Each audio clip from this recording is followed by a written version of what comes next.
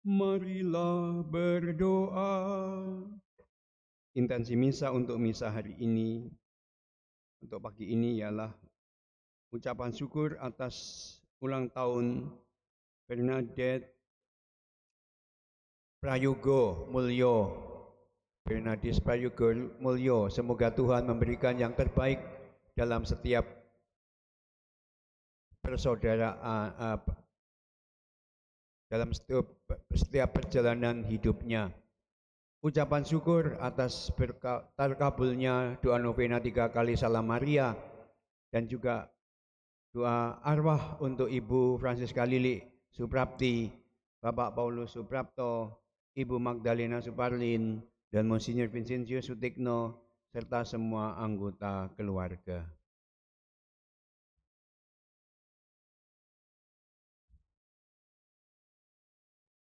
Allah Bapa yang Maha Rahim, Engkau telah mengutus putra-Mu sebagai terang yang menghalau kegelapan dosa kami. Ia datang ke dunia bukan untuk menghukum, tetapi untuk menyelamatkan kami. Maka kami mohon, bukalah hati kami untuk melihat terang putra-Mu itu, sehingga kami dapat berjalan di jalan yang benar. Sebab Dialah Tuhan dan pengantara kami, yang bersama dengan Diko dalam persatuan Roh Kudus hidup dan berkuasa Allah sepanjang masa.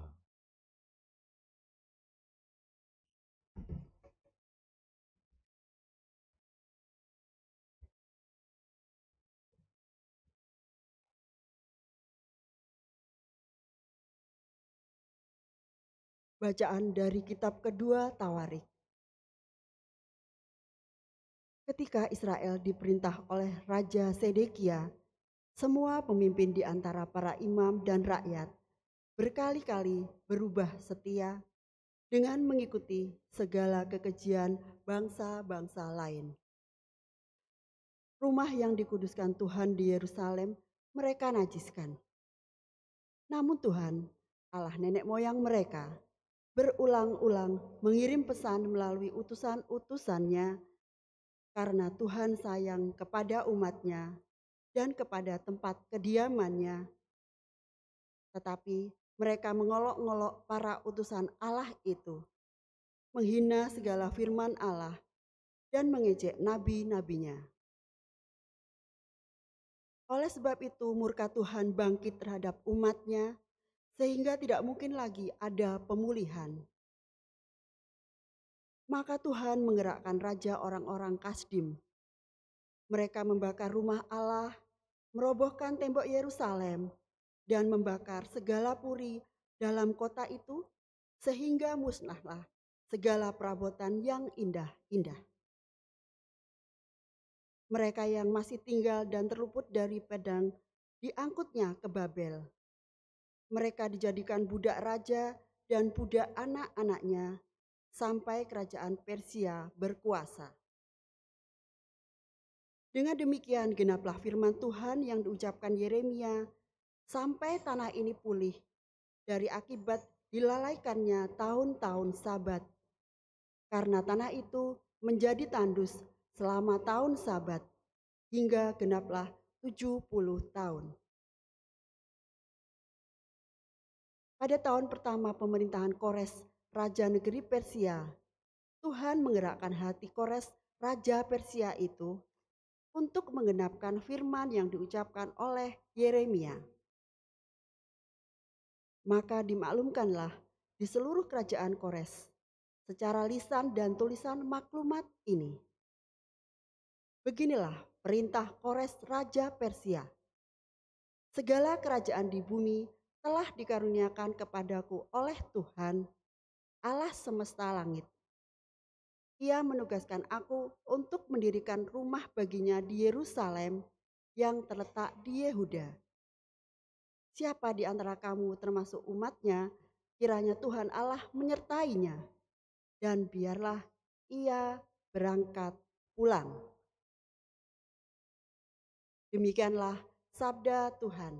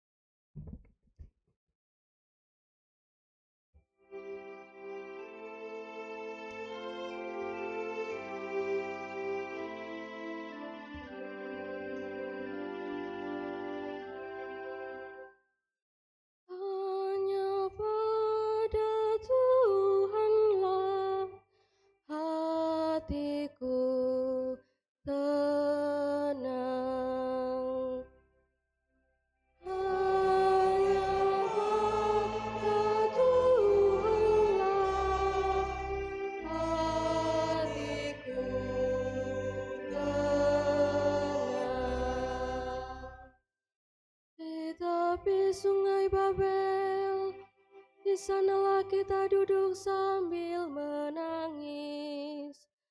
Apabila kita mengingat Sion, pada pohon-pohon ganda rusa di tempat itu, kita gantungkan kecapi kita. Hanya pada Tuhanlah hatiku tenang. Sebab di sanalah orang-orang yang menawan kita, meminta kepada kita, memperdengarkan nyanyian. Dan orang-orang yang menyiksa kita, meminta nyanyian sukacita. Nyanyikanlah bagi kami nyanyian dari Sion. Hanya pada Tuhanlah hatiku tenang.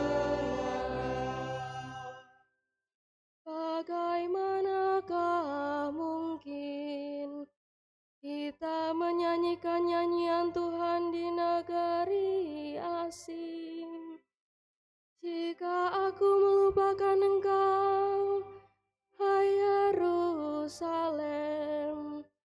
Biarlah menjadi kering tangan kananku. Hanya pada Tuhanlah hatiku tenang. Biarlah lidahku melekat pada langit-langitku, jika aku tidak mengingat Engkau. Biarlah lidahku melekat pada langit-langitku, jika aku tidak menjadikan Yerusalem puncak sukacitaku. Hanya pada Tuhanlah hatiku tenang.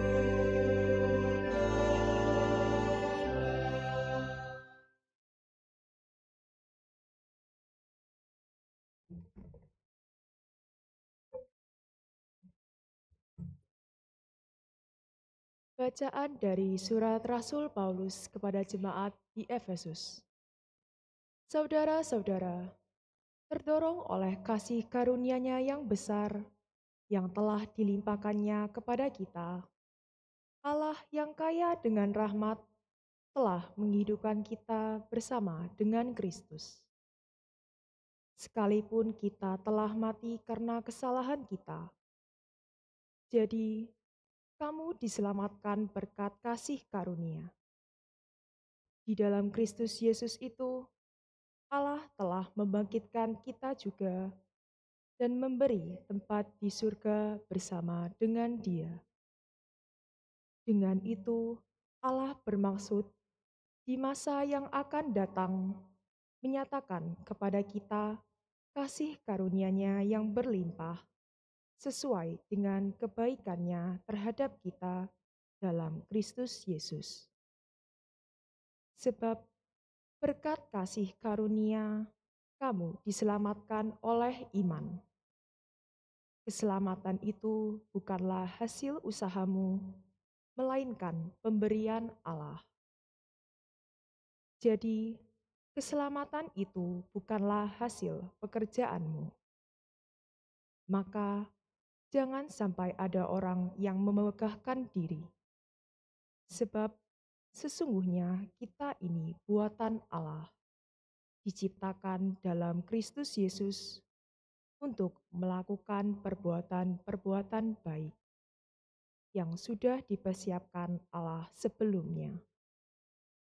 Ia mau supaya kita hidup di dalamnya. Demikianlah sabda Tuhan.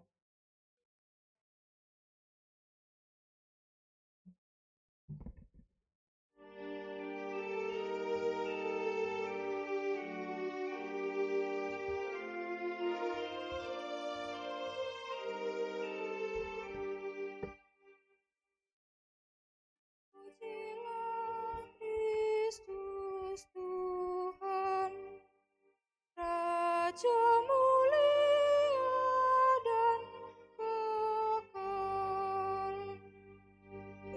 Terpujilah Kristus Tuhan, Raja mulia dan kekal. Begitu besar kasih Allah akan dunia, sehingga Ia telah mengaruniakan anaknya yang tunggal.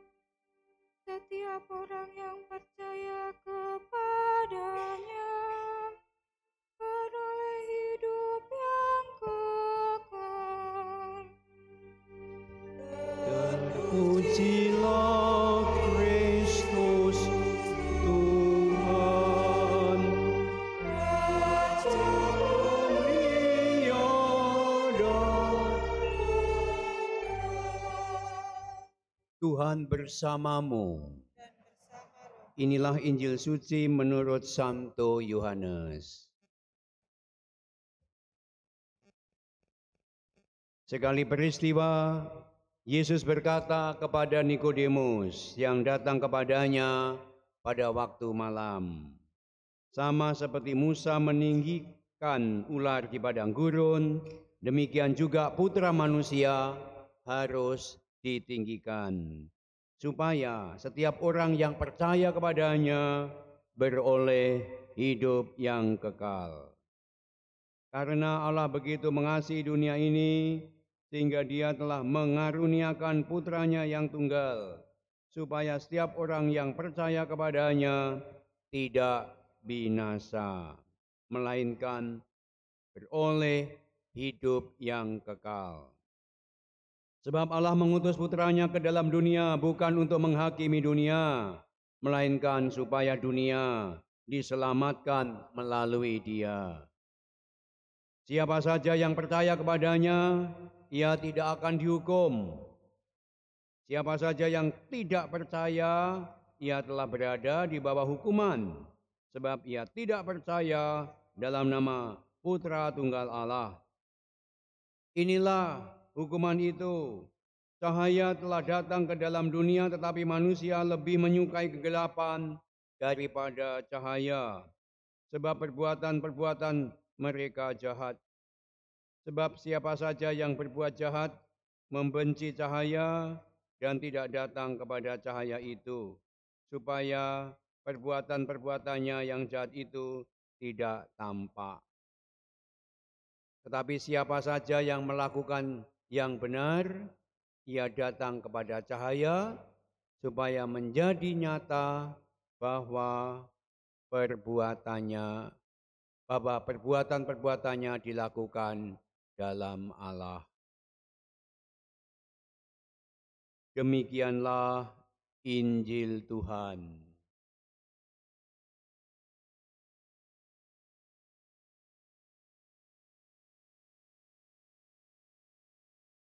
Judul dari khotbah saya pada hari ini ialah iman melampaui logika.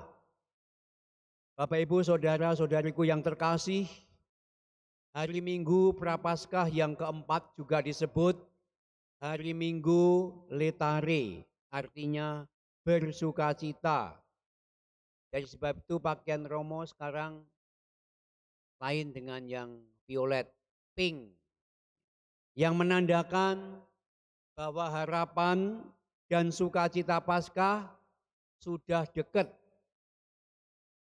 Injil yang diambil dari Injil Yohanes pagi ini, yang merupakan bagian dari percakapan Yesus dengan Nikodemus, seorang Farisi dan seorang anggota Mahkamah Agama Yahudi yang disebut Sanhedrin. Tergerak oleh ajaran dan mukjizat Yesus, Nikodemus datang kepada Yesus untuk berdiskusi tentang ajarannya.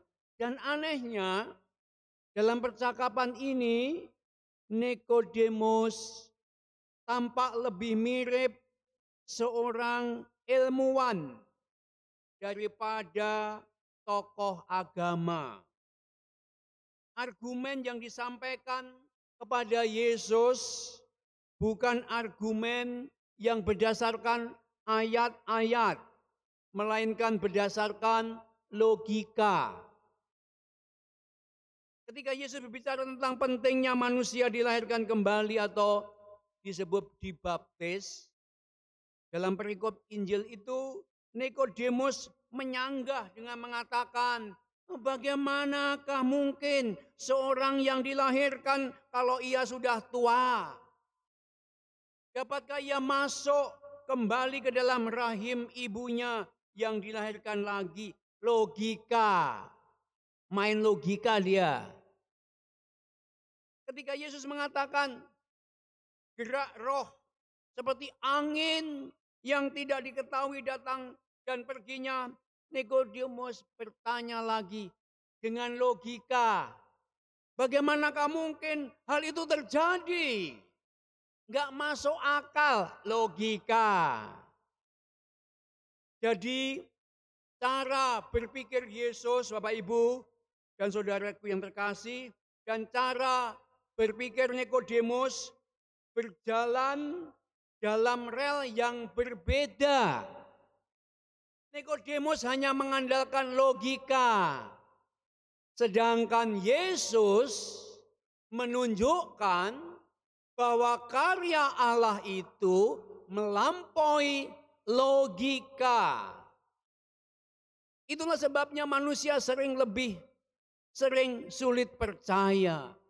Maka Yesus berkata, aku berkata kepadamu, sesungguhnya kami berkata-kata tentang apa yang kami ketahui dan kami bersaksi tentang apa yang kami lihat, tetapi kamu tidak menerima kesaksian kami. Bapak Ibu dan saudaraku yang terkasih, dengan perkataan atau sabda Yesus ini, Yesus mencontohkan ketika bangsa Israel banyak yang mati karena dipagut oleh ular tedung. Allah memerintahkan Musa untuk membuat replika ular tedung dari tembaga dan menaruhnya pada sebuah tiang.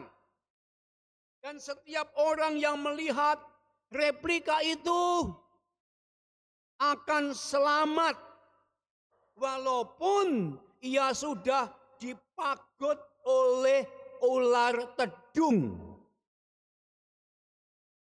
Tidak ada logika yang bisa menjelaskan antara melihat replika ular tedung dan sembuh dari pagutan ular tedung. Enggak ada urutan logikanya. Itu hanya bisa terjadi atas kehendak Allah saja.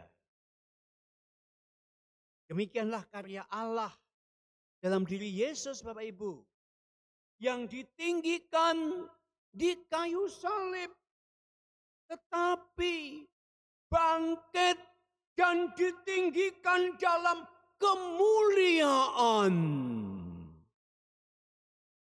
Dan sama seperti Musa, dia bersabda, yang meninggikan ular di padang gurun, demikian juga anak manusia harus ditinggikan.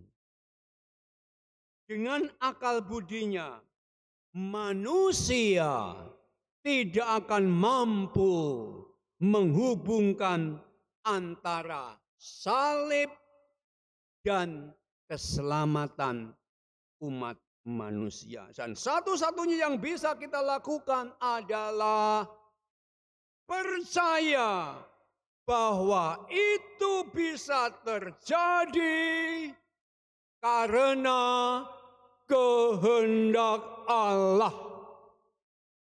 Maka bisa bisa para kudus telah memberikan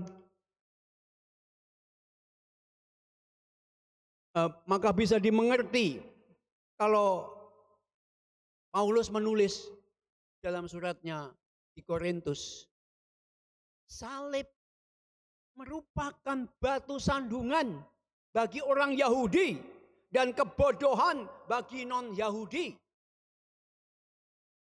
Dan kembali, percakapan antara Yesus dan Nikodemus tadi membawa kita kepada suatu kesadaran. Yaitu apa? Bagaimanapun hebatnya kemampuan akal budi manusia, kita harus mengakui akal budi manusia tetap terbatas. Memang dengan akal budinya manusia dapat membuat pesawat ruang angkasa, alat-alat telekomunikasi yang canggih, robot yang mumpuni, serta berbagai pencapaian lainnya dengan akal budinya. Tetapi pada saat yang sama, ia juga bisa merusak lingkungan hidupnya, memicu pemanasan global dan perubahan iklim yang akhir-akhir ini menjadi tema, lebih-lebih juga tema APP kita. Memproduksi senjata pembunuh massal dengan akal budinya. Singkatnya, membahayakan diri sendiri. Dengan akal budinya, tidak seorang pun manusia yang mampu menghindar dari kematian. Dengan logikanya, manusia juga tidak mampu menjelaskan secara ilmiah apa yang terjadi dengan jiwa manusia setelah kematiannya. Bahkan dalam pergaulan sehari-hari, tidak ada logika yang memungkinkan kita untuk membaca hati dan pikiran orang lain. Selalu ada misteri yang menyelubungi manusia yang tidak dapat dijelaskan dengan logika. Tidakkah pada titik ini Bapak Ibu dan Saudariku yang terkasih dalam Kristus, manusia memerlukan pencerahan dari wahyu ilahi? Tidakkah kita seharusnya tunduk pada kehendak Sang Pencipta? Dan para kudus telah memberikan teladan bahwa dengan tunduk kepada kehendak Allah, manusia berada dalam tangan yang aman. Apalagi para murid Yesus telah menuliskan kesaksian bagaimana Putra Allah yang mati di kayu salib, bangkit dari kematian, bahkan makan bersama mereka. Tidakkah semua kesaksian ini membuka tabir misteri kematian dan memberikan harapan bahwa hidup kita tidak akan sia-sia jika kita mau berserah kepada Allah lewat putranya. Itulah sebabnya dengan terang benderang Yesus menegaskan makna perutusannya kepada Nikodemus pada pagi hari ini. Bahwa karena begitu besar kasih Allah yang akan dunia ini, sehingga ia telah mengaruniakan anaknya yang tunggal. Supaya setiap orang yang percaya kepadanya tidak binasa, melainkan hidup beroleh hidup yang kekal. Dan penegasan ini sekaligus merupakan tantangan bagi kita semua. Lebih-lebih dalam masa prapaskah ini, apa kita hanya mau mengandalkan logika kita saja? Atau apakah kita mengakui keterbatasan kita dan mempercayakan hidup kepada Allah yang sangat mengasihi kita? Bapak, Ibu, Saudara-saudariku yang terkasih, dengan titik tolak ini bagi saya masa prapaskah adalah masa kita menggunakan kesempatan untuk 4 hal. 4 hal.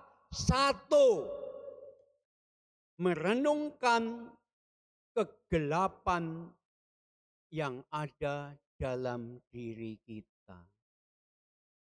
Apa yang menghalangi kita untuk melihat kuasa dan kasih Allah dalam hidup kita? Ini pertanyaan pertama dalam masa Prapaskah ini. Kedua, mengakui dosa dan kelemahan kita. Maka datanglah pada sakramen tobat, berdamailah dengan Allah dan sesama. Number 3. Dalam masa APB ini apa yang dapat dilakukan? Number 3, membuka hati, membuka diri kepada firman Tuhan. Maka bacalah kitab suci secara teratur, renungkanlah sabdanya, dan jangan menggunakan logikamu, tetapi percayalah kehendak Allah yang terjadi melalui bacaan kitab suci, dan biarkan sabda itu menjadi terang yang membimbing langkah kita. Jangan kita ini hanya dibimbing oleh logika kita. Dan yang keempat, the fourth is melaksanakan perbuatan kasih. Biarkan terang Kristus bersinar melalui tindakan yang nyata untuk membantu sesama kita yang membutuhkan. Inilah 4 hal yang kita lakukan dalam masa Prapaskah ini. Tidak sibuk dengan makan atau tidak makan, tidak minum ini, itu bla bla bla. Sibuk dengan makanan saja. Tidak. 4 hal ini jauh lebih penting daripada soal makanan dan minuman. Dengan demikian kita pun bisa merasakan menjadi seperti pria yang buta yang disembuhkan oleh Yesus, yang tidak hanya dapat melihat terang dunia, tetapi untuk melihat terang Kristus dan menjadi saksi bagi terang itu. Semoga Bapak Ibu dalam perjalanan kita menuju Paskah ini, kita semakin dikuatkan oleh terang Kristus dan mampu melewati segala kegelapan yang ada. Amin.